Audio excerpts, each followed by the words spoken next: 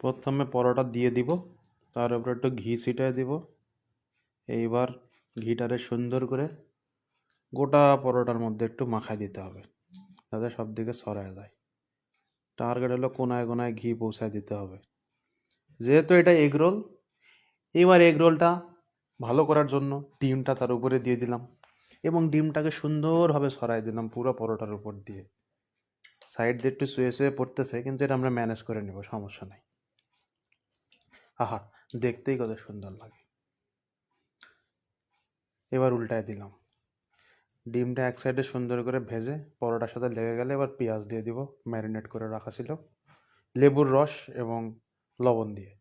তার উপরে টমেটোর কেচাপ দেব, টমেটোর কেচাপটা ভালো করে দিয়ে দিব যাতে বেশি স্বাদ পাওয়া যায়, এবং একটু চাট মশলা দিয়ে দেবো। এবার